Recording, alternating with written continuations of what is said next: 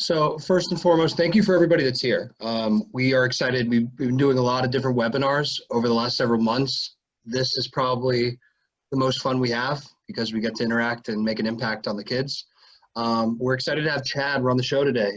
Chad graduated from UF in 2007 with a bachelor's and master's degree in both accounting, and also went to law school. So he's a rarity, someone that could be practicing law and could be an accountant, but chose to enter the world of financial services because he felt he could make a much bigger impact on the community and a much bigger impact on people's lives. He lives in Weston with his wife Katie and his daughter Olivia. And his free time, he enjoys spending time with the family, golfing, traveling, playing flag football, and watching his New York sports teams. And I did just clarify he is a Giants fan, not a Jets fan, so he's good by me. And one of the things I can definitely say is one of the top 250 financial professionals in all of Mass Mutual, which is a huge honor. There's thousands and thousands of financial professionals across the country, and he's one of the best of the best. He serves the community proudly. I mean, part of why he's here today is to do just that, to give back to the kids, teach them something that is truly missing in our curriculum in education, teaching them about money. So without further ado, Chad, do your thing.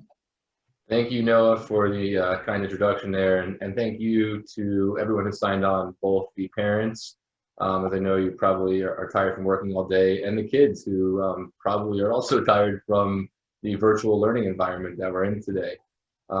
Today, we're going to cover something that I think is vitally important, and that is basic money skills, with the importance today on setting goals and what that looks like.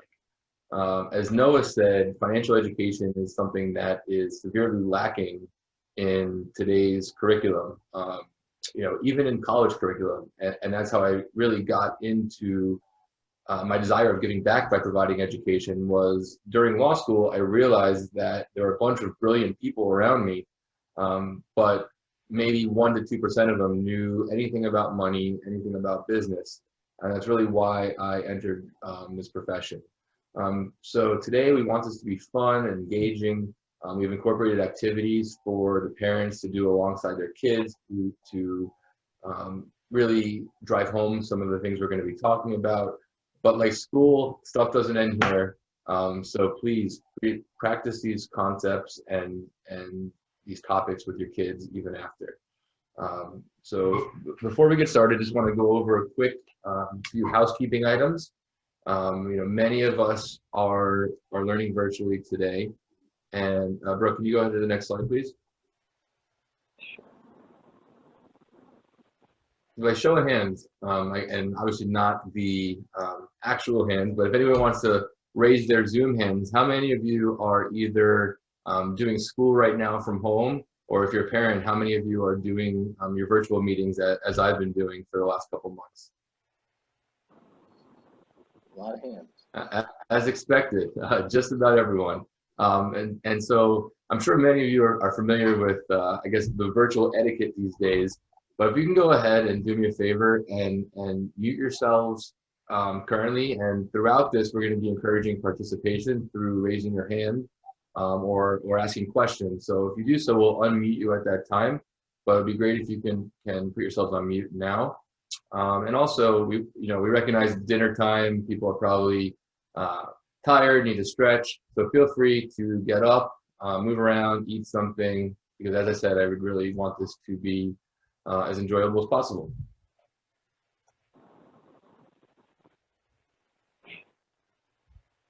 Okay, next slide, Brooke. Thank you. So as Noah said, my name is Chad, and I am an associate managing director at Coastal Wealth.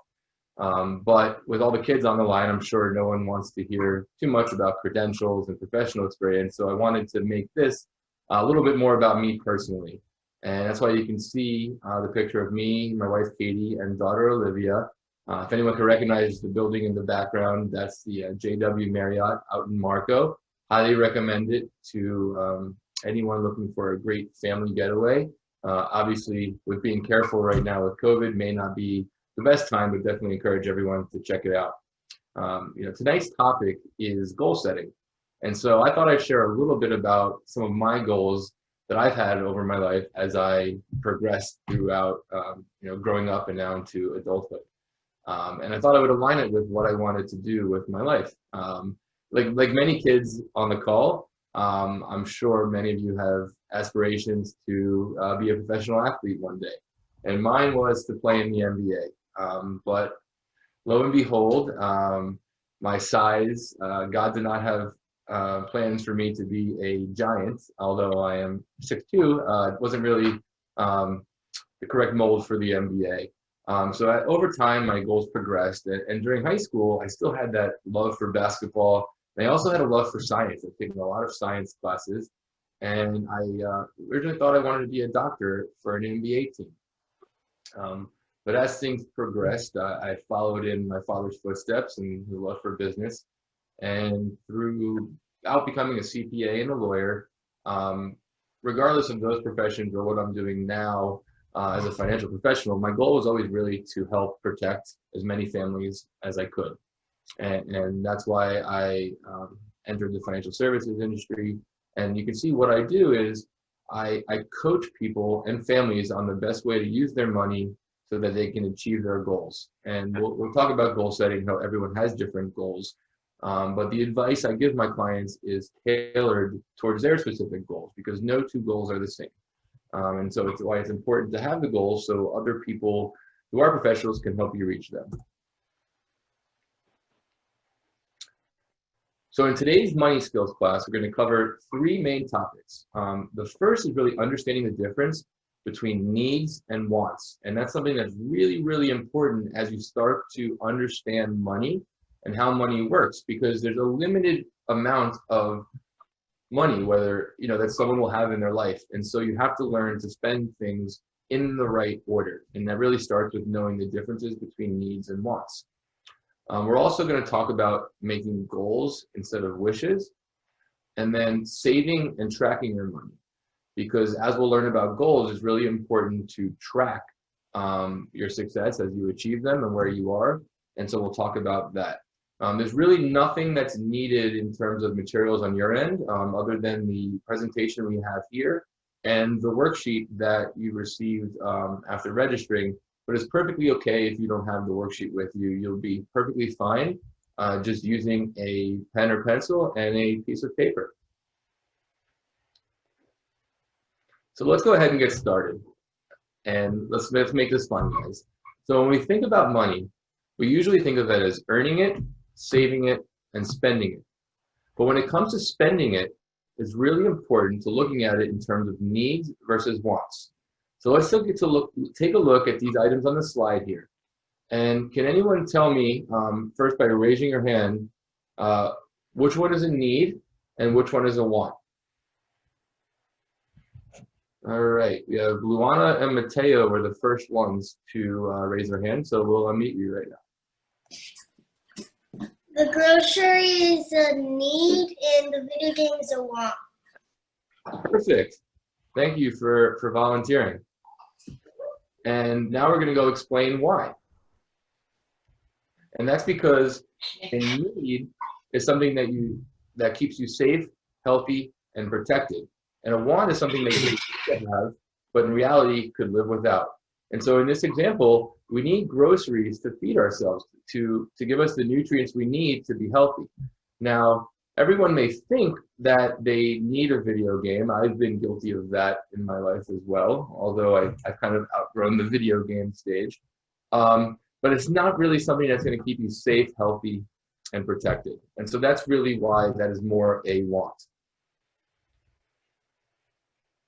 So we're going to go ahead and play a game, and we're going to go through 4 different rounds. Some of these rounds are going to be directly related to money, and other things might just be other choices that you have to make. But remember, needs and wants still have the same meaning. We're going to do a test round first to make sure everyone is comfortable. So for each option, we're going to call out whether it is a need or a want. And we'll do so by raising our hands again, and we'll unmute you to do so. So let's do the first example here and see how everyone does. So first we have a dinner and a fancy dinner out. Who wants to say which of those which is the dinner, just the regular dinner? And we will go with Glenda. Glenda? The dinner, And what is the dinner, Glenda? the spaghetti, Right, is that a need or a want? a need, Right, it's a need because we need the food to nourish us. But when you look at a fancy dinner out, obviously if the dinner is the need, the fancy dinner out is a want. And the reason why is fancy dinners out can cost a lot of money. I love a very nice meal out as much as the next person, but it's not something we absolutely need because we can always eat at home.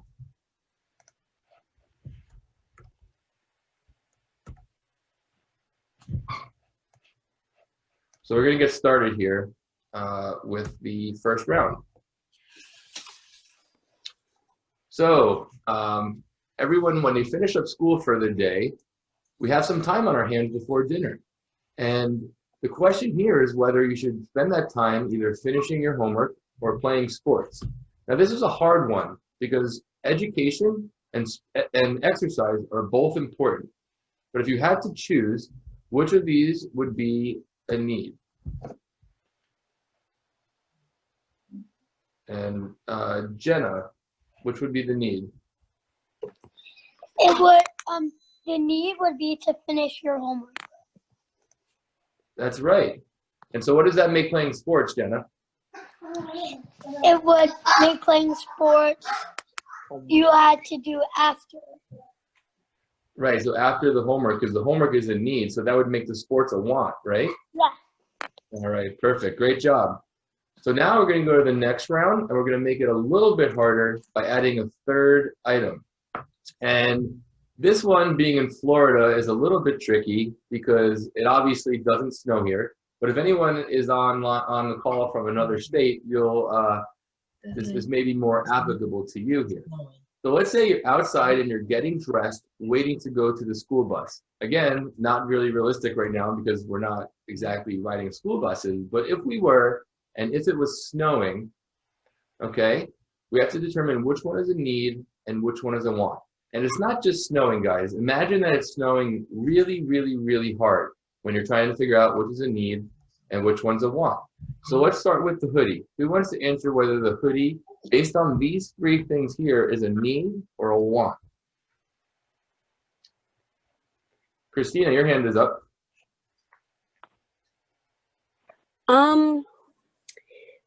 The winter coat would be a need, and the other ones would be a want. That's right. That's right. And you paid great attention to the example I was giving because I said it was very, very, very cold. So the hoodie may keep you warm inside the classroom if it was cold with the air condition, but it wouldn't exactly keep you cold keep you warm while waiting for the bus stop. And with the new brand name jacket, again, that's not exactly going to keep you warm, but also you're going to be spending a lot of money on it because it's a name brand.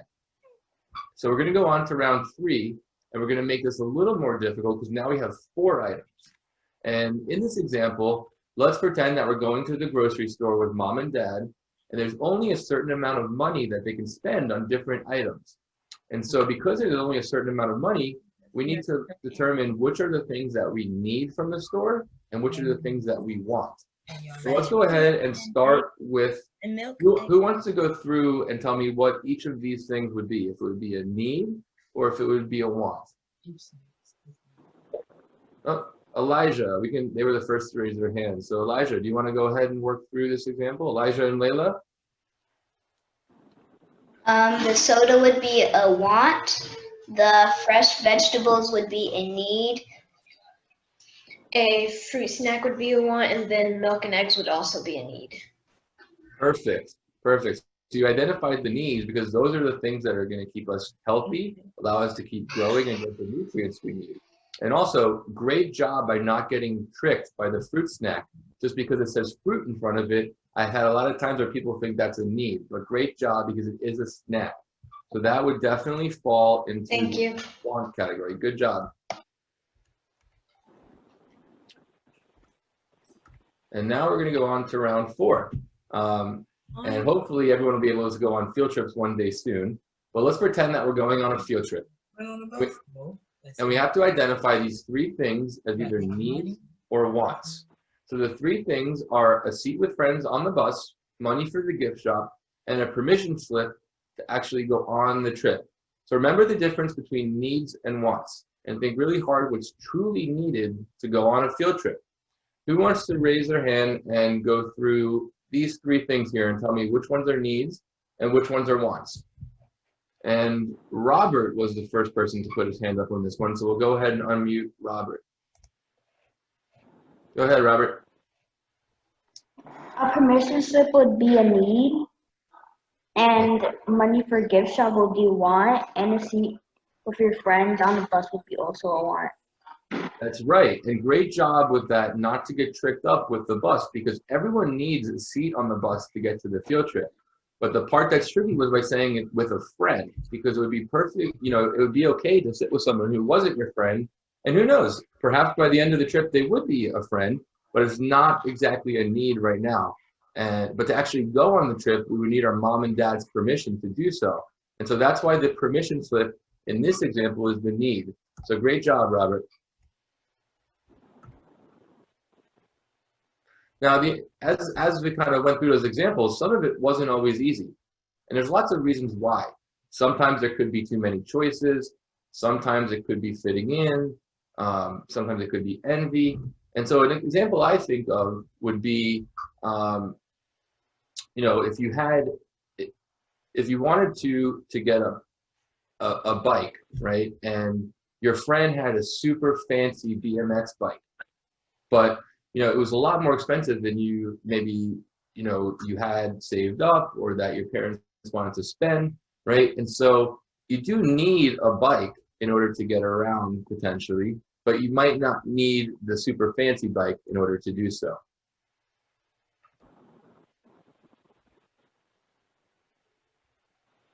And so before we move on to the next section, here's a couple of quick tips to help everyone remember the differences between needs and wants and some ways to think about it, especially when it comes to your money. 3 questions you should always ask yourself. The first is, do I really need this? And going through these examples, you guys did a great job of determining if it was a need or a want. But also, a couple of other things to remember or to ask yourself would be, would I rather have something else? Is there something that you need more maybe? And then lastly, could you wait, come back, and get it later? So now that we're all experts in identifying needs and wants, we're going to go on to the topic that is a big part of tonight's presentation, which is setting goals.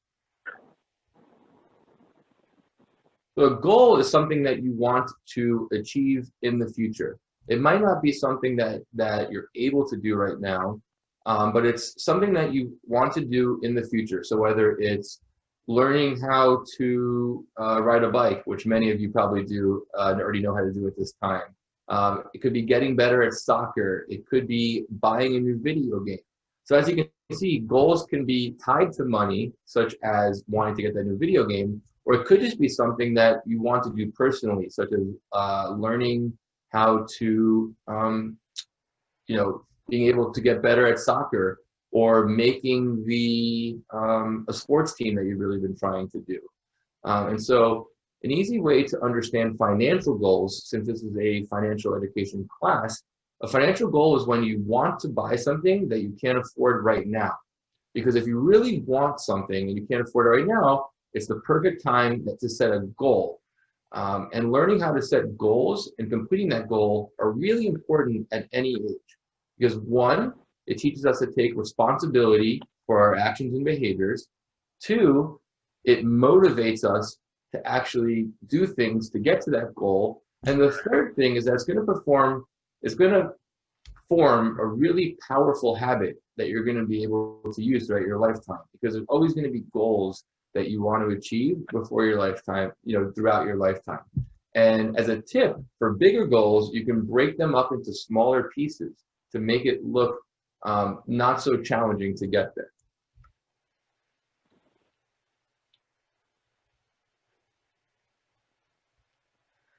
So wishes and goals sometimes get confused.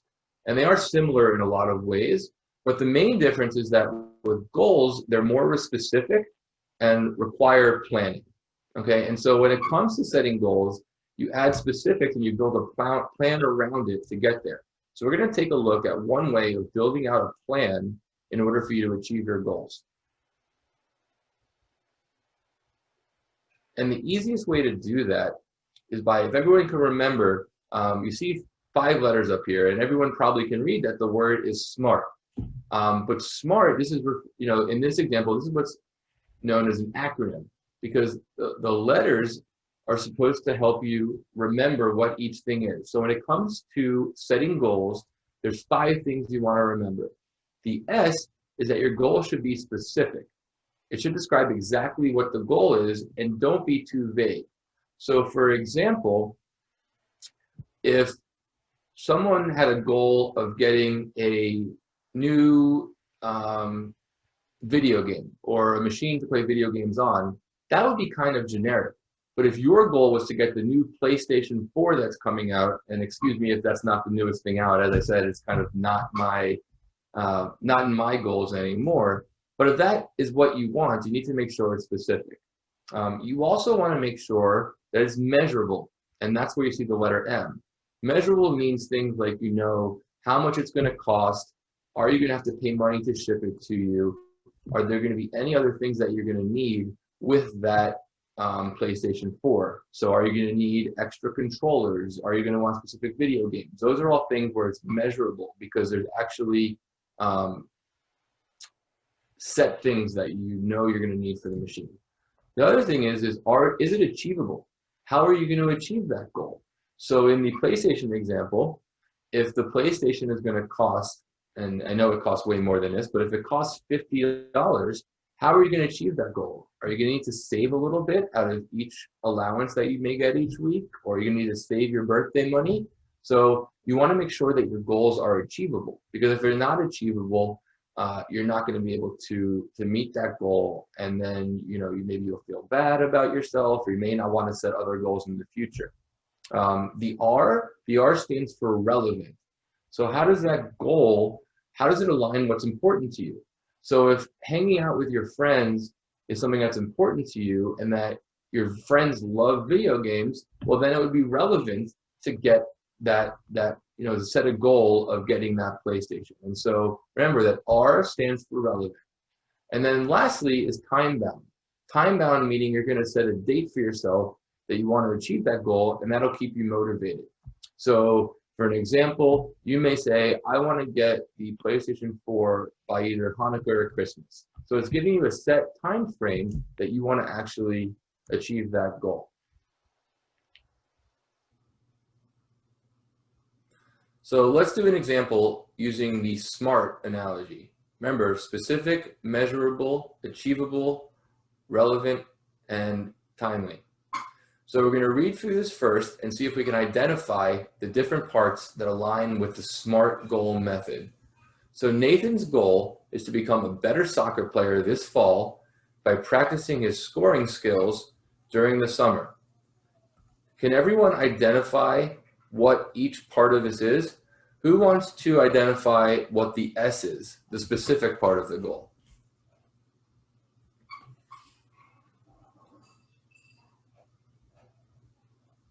Carol.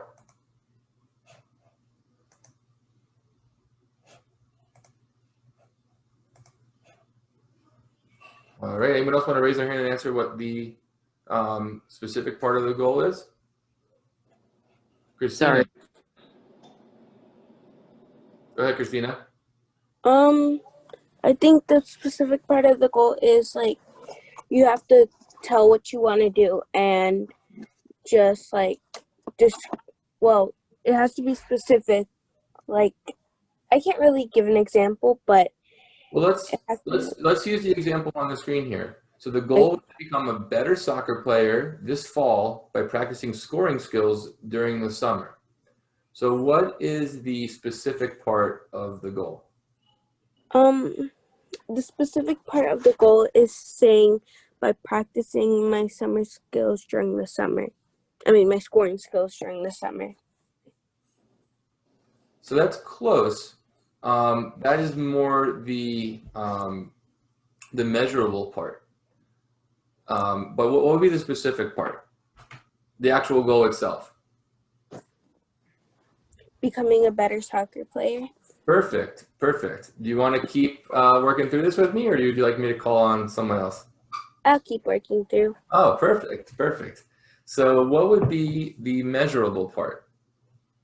Practicing his scoring skills in the summer. Yep, that's definitely part of it. The achievable part? Is it possible for him to be a better soccer player? I think Yes, so, it right? is. Yeah. Yeah, and it's relevant because he already plays soccer. So what, in terms of timely, what would be the timely part? When does he want to achieve this goal by? By this fall. Or by fall time. Exactly, exactly. Great job. Great job. Alrighty, so we're going to move on to the next slide, and we're actually going to have an activity. And this would be a great time to use your worksheet if you have one. And if you don't have one, remember, you can, it's perfectly okay, you can use a pen and paper to do so. So I'm going to ask you guys to write down a goal you may have, and I encourage the parents and kids to work together on this, and then apply the SMART goal method that we just talked about. And please, parents, again, collaborate with your kids. And then at the end, we're going to give some time right now, a few minutes to do this. And we'll ask if anyone wants to share their goal and how they use the SMART method after. So go ahead and take some time now, and then we'll come back in a few seconds here, a few minutes.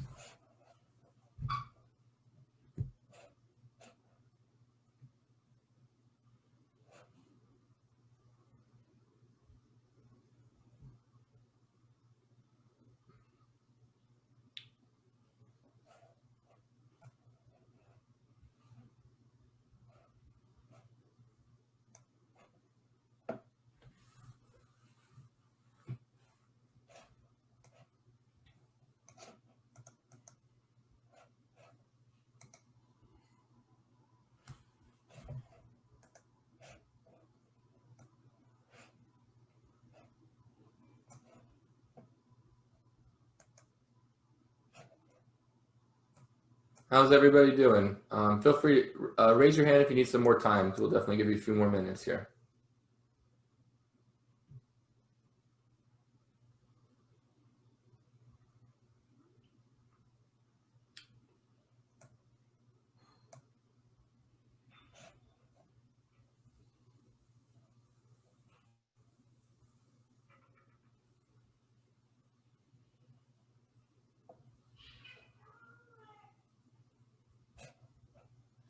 Alrighty. Does anyone, whoever wants to raise their hand, anyone want to volunteer to share what their goal is and then what the SMART method was? All right, Alexa.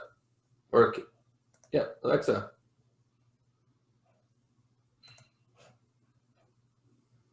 You want to share? Alrighty, we'll call on Katie. Your hand was raised. Do you want to share? Yes. Be good at skating I want my birthday by skating with my mom every day. Oh, it's a great goal. That's a great goal. And then what do the letters stand for in your goal? The S is to be good at skateboarding. The M is it is a possible you can achieve the goal. For A, it is by my birthday. R, it is by skating with my mom every day. And T, I forgot. All right, I think that's a great start.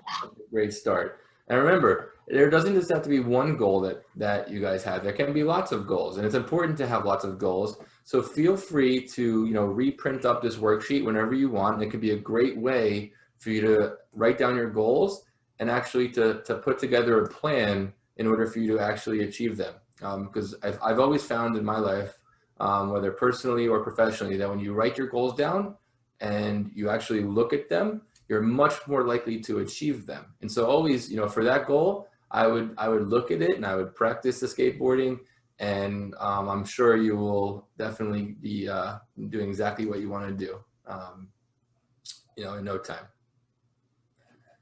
So now that we've learned the importance of SMART goals, we're going to talk one way about achieving goals that requires money.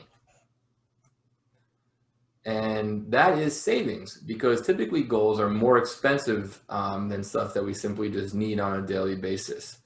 So who knows what saving is? It's the act of saving, meaning you're not buying things now so that you can buy larger or more important things later. And there's lots of benefits of saving. As I said, it's really, one, it allows you to get bigger, more expensive things that you want later on. But also, it's a great habit to build later on in life and throughout your life, because one day when you're older and no longer working, it's going to be your savings that's going to allow you to retire and spend time with your kids and your family, which I'm sure many of your parents are striving to achieve right now, and they're probably saving on a regular basis. So when it comes to savings, there's actually two steps. One is the mental act of saving, in that, okay, I want to set aside money for something. But two is the process itself. So does anyone know where they might save money or how they can earn money? Does anyone want to raise their hand? I will try and call on somebody new. Carol? Mute. You could save money in a bank. That's right. As you can see by the picture there, so thank you for that. And then some kids, although this group is a little bit older than our group from Tuesday night, may still have savings in a saving bank. So those are some ways you can save. And who wants to say how you can earn money? Does anyone have any ideas how you can earn money?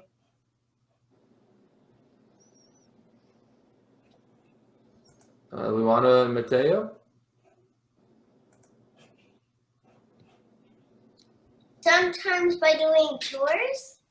That's right. That's right. I'm first starting to do that with my daughter now. So no, that's definitely one way you can do it.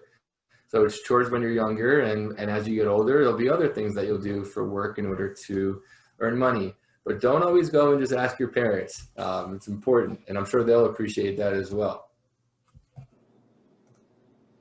So why do we save? Next slide, Brooke.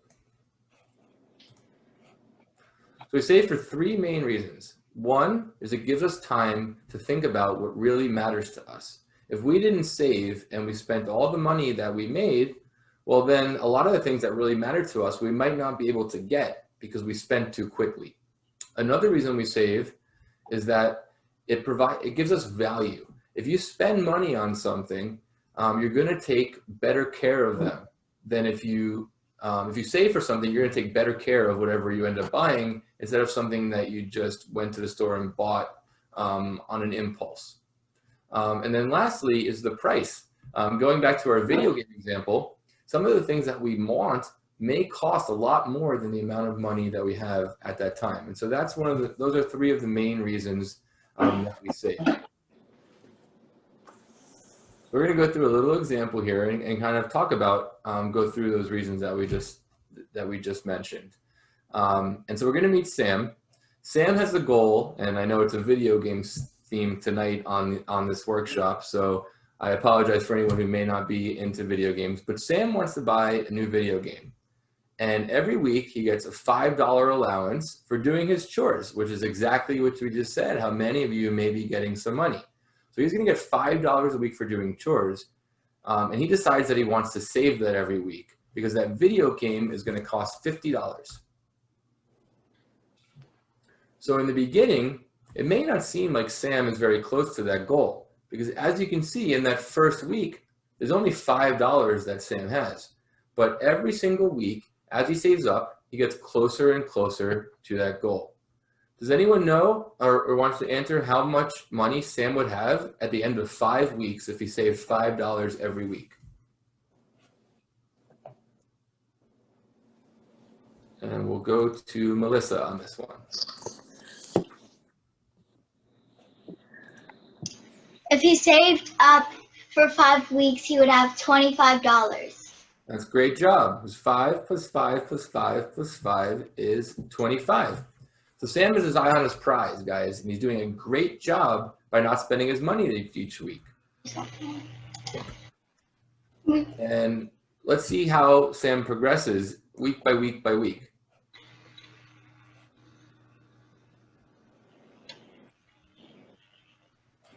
So as you can see, at the end of 10 weeks, if Sam saved that $5 every single week, he would have $50. And so he would be able to go ahead and buy that video game. Now it's important, and this is a very important point. When you reach that goal and you have $50, before you go to the store and buy that game, sit down for a second and think to yourself if you really still want what you were saving for. Or is there something else you might be saving for? Because now, maybe instead of that video game, maybe Sam wants an entire new video game machine. And so $50 wouldn't be enough. But if Sam wanted that new machine more than he wanted the game, maybe he'd want to continue saving. So it's always important that when you achieve your goal of how much money you are looking to save, sit down and think about what you want to do with that money, because maybe something else at that time will be more important to you. Does anyone know what a savings account is? And I'll unmute someone if they want to answer. Glenda? When you save money in a bank. Right. A savings account is a place that people can put money in a bank. It's a great way to keep your money safe because the bank stores the money so you don't have to. And what does that mean? Well, if it's not in your piggy bank at home, or if any of you have a wallet or a purse already and it's not in that wallet or purse, it's going to be a little bit harder for you to actually spend that money. So it keeps your money safe. It cuts down on the urge to spend that money because it's harder to get to. And the bank pays something that's called interest to keep your money there. Now, what's important to know is that interest, we can go to the next slide. Interest is a reward that the bank gives you for keeping your money there and letting them hold it for a period of time. And when you're saving for a goal that takes time, that interest can actually cause your account to grow.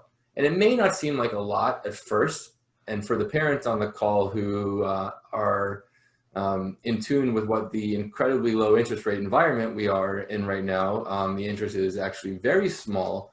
But the important thing to remember is that interest grows over time. And when something adds up over time, it's called compounding.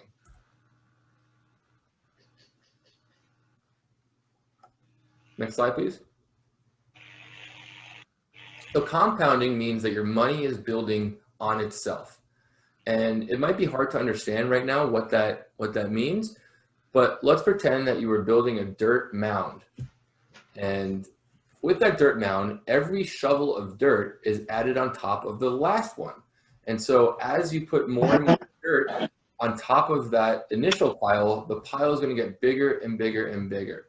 So in the bank example, you can see that if the bank was paying you interest, and actually based on the compounding of interest here, it probably is pretty accurate with what the banks are paying, but you have $1 maybe in year one, and in year two, the bank pays you 2 cents of interest. So you now have $1.02.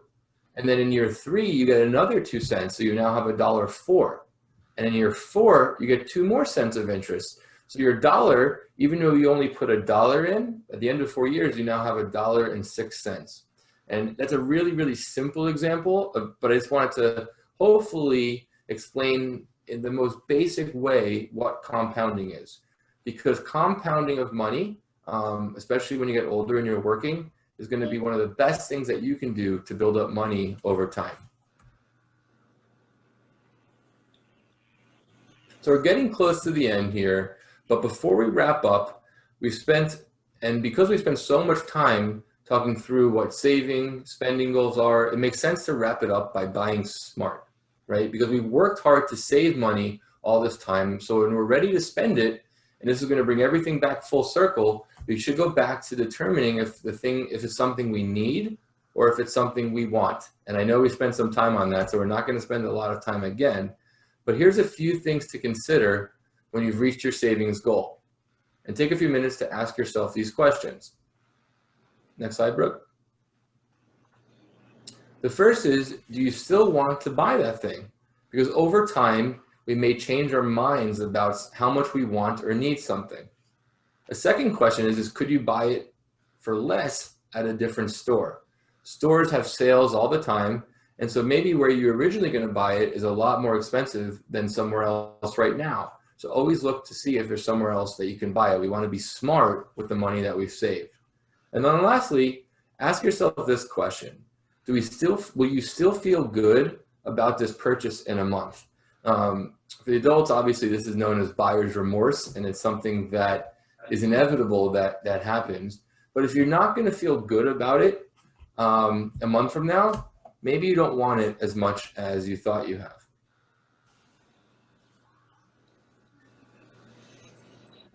But way to go, everyone. I hope you had fun today, or tonight rather, because I know I did, and we've covered a lot, and I really thank everyone for their participation. Everyone did a great job, and hopefully you found some value in understanding the differences between needs and wants. And remember that it's always important to address your needs first before your wants. We understand the importance of making goals instead of wishes. And remember, the distinction there is that with goals, you create a plan to achieve that goal. And with wishes, there's not really a plan. You're just hoping for something to happen. And then lastly, the importance of saving and tracking money. So maybe consider, with your parents' help, that when you get those allowances, considering maybe opening up a savings account at a bank as a place to put your money so that you're not tempted to spend it when you go to the store with your mom and dad. You can try and save it to get something bigger or more important to you over time. So again, thank you guys, everyone, for attending. I thank you to the parents for being on here with your kids, and to the kids for being on here for already showing some interest in becoming financially educated. Because as we said at the beginning, financial education is not something that's typically taught in school at any level. And so those of you that did this today, you're getting a step ahead of people who are not. And for the parents on here, obviously this was designed for the kids, but I'd be happy to connect with any of you if you have any more complex matters that you guys may need assistance with. And Brooke will be sending out contact information either for stuff you may want for yourself, or if anyone wants to have a private class with their kids, I'd be happy to provide some more education for the kids. So again, thank you, everyone, and I hope everyone has a good night, and stay safe, most importantly, and thank you again.